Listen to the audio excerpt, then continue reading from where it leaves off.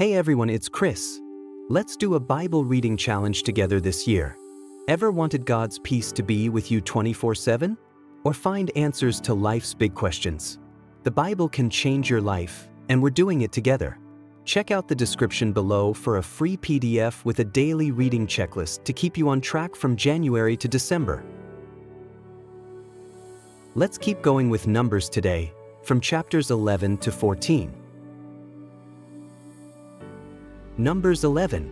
Now the people complained about their hardships in the hearing of the Lord, and when he heard them his anger was aroused. Then fire from the Lord burned among them and consumed some of the outskirts of the camp. When the people cried out to Moses, he prayed to the Lord and the fire died down. So that place was called Taberah, because fire from the Lord had burned among them. The rabble with them began to crave other food, and again the Israelites started wailing and said, "If only we had meat to eat. We remember the fish we ate in Egypt at no cost, also the cucumbers, melons, leeks, onions, and garlic. But now we have lost our appetite. We never see anything but this manna." The manna was like coriander seed and looked like resin. The people went around gathering it, and then ground it in a hand mill or crushed it in a mortar. They cooked it in a pot or made it into loaves, and it tasted like something made with olive oil. When the dew settled on the camp at night, the manna also came down. Moses heard the people of every family wailing at the entrance to their tents. The Lord became exceedingly angry, and Moses was troubled. He asked the Lord, "Why have you brought this trouble on your servant? What have I done to displease you that you put the burden of all these people on me? Did I conceive all these people? Did I give them birth? Why do you tell me to carry them in my arms, as a nurse carries an infant, to the land you promised on oath to their ancestors? Where can I get meat for all these people? They keep wailing to me, 'Give us meat to eat.' I cannot carry all these people by myself. The burden is too heavy for me. If this is how you are going to treat me, please go ahead and kill me, if I have found favor in your eyes, and do not let me face my own ruin." The Lord said to Moses, "Bring me 70 of Israel's elders who are known to you as leaders and officials among the people. Have them come to the tent of meeting, that they may stand there with you. I will come down and speak with you there, and I will take some of the power of the Spirit that is on you and put it on them. They will share the burden of the people with you so that you will not have to carry it alone. Tell the people, 'Consecrate yourselves in preparation for tomorrow, when you will eat meat.' The Lord heard you when you wailed, 'If only we had meat to eat. We were better off in Egypt.' Now the Lord will give you meat, and you will eat it. You will not eat it for just 1 day, or 2 days, or 5, 10, or 20 days, but for a whole month, until it comes out of your nostrils and you loathe it, because you have rejected the Lord, who is among you, and have wailed before him, saying, 'Why did we ever leave Egypt?' But Moses said, 'Here I am among 600,000 men on foot, and you say, I will give them meat to eat for a whole month. Would they have enough if flocks and herds were slaughtered for them? Would they have enough if all the fish in the sea were caught for them?' The Lord answered Moses, 'Is the Lord's arm too short? Now you will see whether or not what I say will come true for you.' So Moses went out and told the people what the Lord had said. He brought together 70 of their elders and had them stand around the tent. Then the Lord came down in the cloud and spoke with him, and he took some of the power of the Spirit that was on him and put it on the 70 elders. When the Spirit rested on them, they prophesied, but did not do so again. However, 2 men, whose names were Eldad and Medad, had remained in the camp. They were listed among the elders, but did not go out to the tent. Yet the Spirit also rested on them, and they prophesied in the camp. A young man ran and told Moses, "Eldad and Medad are prophesying in the camp." Joshua son of Nun, who had been Moses' aide since youth, spoke up and said, "Moses, my lord, stop them." But Moses replied, "Are you jealous for my sake? I wish that all the Lord's people were prophets, and that the Lord would put his Spirit on them." Then Moses and the elders of Israel returned to the camp. Now a wind went out from the Lord and drove quail in from the sea. It scattered them up to 2 cubits deep all around the camp, as far as a day's walk in any direction. All that day and night and all the next day the people went out and gathered quail. No one gathered less than 10 homers. Then they spread them out all around the camp. But while the meat was still between their teeth and before it could be consumed, the anger of the Lord burned against the people, and he struck them with a severe plague. Therefore the place was named Kibroth Hattaavah, because there they buried the people who had craved other food. From Kibroth Hattaavah the people traveled to Hazeroth and stayed there. Numbers 12. Miriam and Aaron began to talk against Moses because of his Cushite wife, for he had married a Cushite. "Has the Lord spoken only through Moses?" they asked. "Hasn't he also spoken through us?" And the Lord heard this. Now Moses was a very humble man, more humble than anyone else on the face of the earth. At once the Lord said to Moses, Aaron, and Miriam, "Come out to the tent of meeting, all three of you." So the three of them went out. Then the Lord came down in a pillar of cloud. He stood at the entrance to the tent and summoned Aaron and Miriam. When the two of them stepped forward, he said, "Listen to my words. When there is a prophet among you, I, the Lord, reveal myself to them in visions, I speak to them in dreams. But this is not true of my servant Moses. He is faithful in all my house.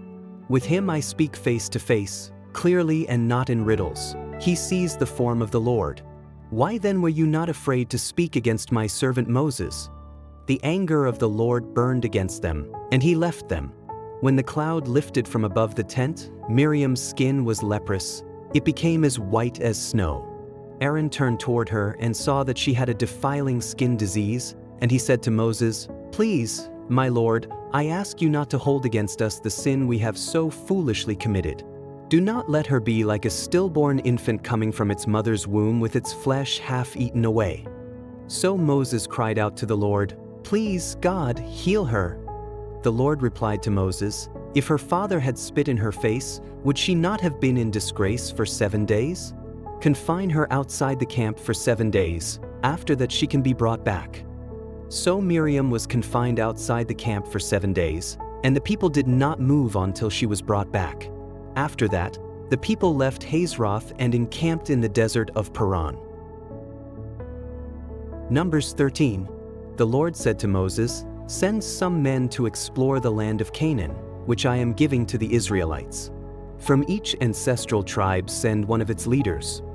So at the Lord's command Moses sent them out from the desert of Paran. All of them were leaders of the Israelites.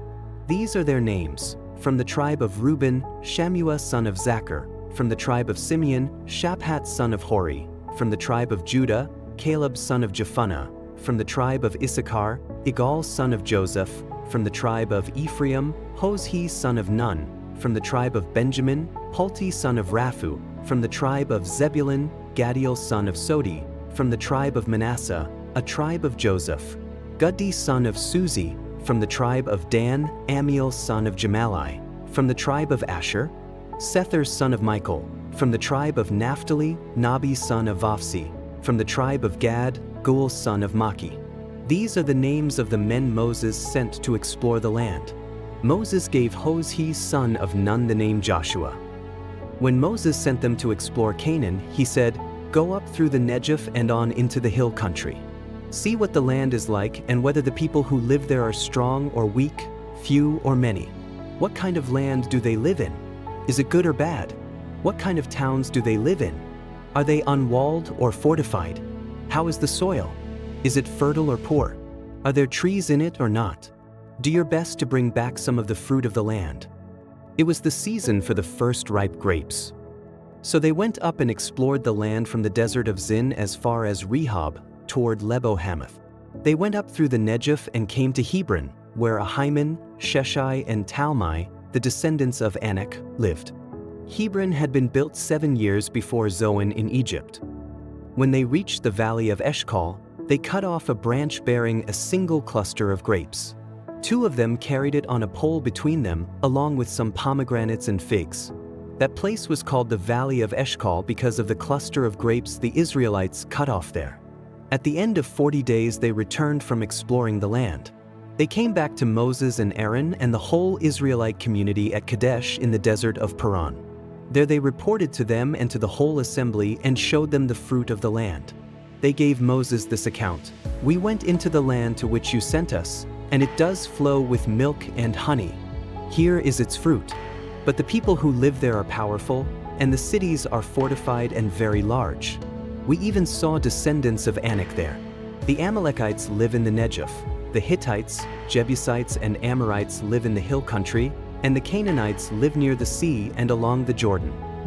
Then Caleb silenced the people before Moses and said, "We should go up and take possession of the land, for we can certainly do it." But the men who had gone up with him said, "We can't attack those people. They are stronger than we are." And they spread among the Israelites a bad report about the land they had explored. They said, "The land we explored devours those living in it. All the people we saw there are of great size. We saw the Nephilim there, the descendants of Anak come from the Nephilim. We seemed like grasshoppers in our own eyes, and we looked the same to them." Numbers 14.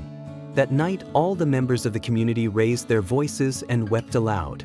All the Israelites grumbled against Moses and Aaron, and the whole assembly said to them, "If only we had died in Egypt, or in this wilderness. Why is the Lord bringing us to this land only to let us fall by the sword? Our wives and children will be taken as plunder. Wouldn't it be better for us to go back to Egypt?" And they said to each other, "We should choose a leader and go back to Egypt." Then Moses and Aaron fell face down in front of the whole Israelite assembly gathered there. Joshua son of Nun and Caleb son of Jephunneh, who were among those who had explored the land, tore their clothes and said to the entire Israelite assembly, "The land we passed through and explored is exceedingly good. If the Lord is pleased with us, he will lead us into that land, a land flowing with milk and honey, and will give it to us. Only do not rebel against the Lord. And do not be afraid of the people of the land, because we will devour them. Their protection is gone, but the Lord is with us. Do not be afraid of them." But the whole assembly talked about stoning them. Then the glory of the Lord appeared at the tent of meeting to all the Israelites. The Lord said to Moses, "How long will these people treat me with contempt? How long will they refuse to believe in me, in spite of all the signs I have performed among them? I will strike them down with a plague and destroy them, but I will make you into a nation greater and stronger than they." Moses said to the Lord, "Then the Egyptians will hear about it. By your power you brought these people up from among them, and they will tell the inhabitants of this land about it. They have already heard that you, Lord, are with these people, and that you, Lord, have been seen face to face, that your cloud stays over them, and that you go before them in a pillar of cloud by day and a pillar of fire by night. If you put all these people to death, leaving none alive, the nations who have heard this report about you will say, 'The Lord was not able to bring these people into the land he promised them on oath, so he slaughtered them in the wilderness.' Now may the Lord's strength be displayed, just as you have declared. The Lord is slow to anger, abounding in love and forgiving sin and rebellion. Yet he does not leave the guilty unpunished. He punishes the children for the sin of the parents to the third and fourth generation. In accordance with your great love, forgive the sin of these people, just as you have pardoned them from the time they left Egypt until now." The Lord replied, "I have forgiven them as you asked. Nevertheless, as surely as I live and as surely as the glory of the Lord fills the whole earth, not one of those who saw my glory and the signs I performed in Egypt and in the wilderness, but who disobeyed me and tested me 10 times, not one of them will ever see the land I promised on oath to their ancestors. No one who has treated me with contempt will ever see it. But because my servant Caleb has a different spirit and follows me wholeheartedly, I will bring him into the land he went to, and his descendants will inherit it. Since the Amalekites and the Canaanites are living in the valleys, turn back tomorrow and set out toward the desert along the route to the Red Sea." The Lord said to Moses and Aaron, "How long will this wicked community grumble against me? I have heard the complaints of these grumbling Israelites. So tell them, as surely as I live, declares the Lord, I will do to you the very thing I heard you say. In this wilderness your bodies will fall, every one of you 20 years old or more who was counted in the census and who has grumbled against me. Not one of you will enter the land I swore with uplifted hand to make your home, except Caleb son of Jephunneh and Joshua son of Nun. As for your children that you said would be taken as plunder, I will bring them in to enjoy the land you have rejected. But as for you, your bodies will fall in this wilderness. Your children will be shepherds here for 40 years, suffering for your unfaithfulness, until the last of your bodies lies in the wilderness. For 40 years, 1 year for each of the 40 days you explored the land, you will suffer for your sins and know what it is like to have me against you. I, the Lord, have spoken, and I will surely do these things to this whole wicked community, which has banded together against me. They will meet their end in this wilderness. Here they will die. So the men Moses had sent to explore the land, who returned and made the whole community grumble against him by spreading a bad report about it. These men who were responsible for spreading the bad report about the land were struck down and died of a plague before the Lord.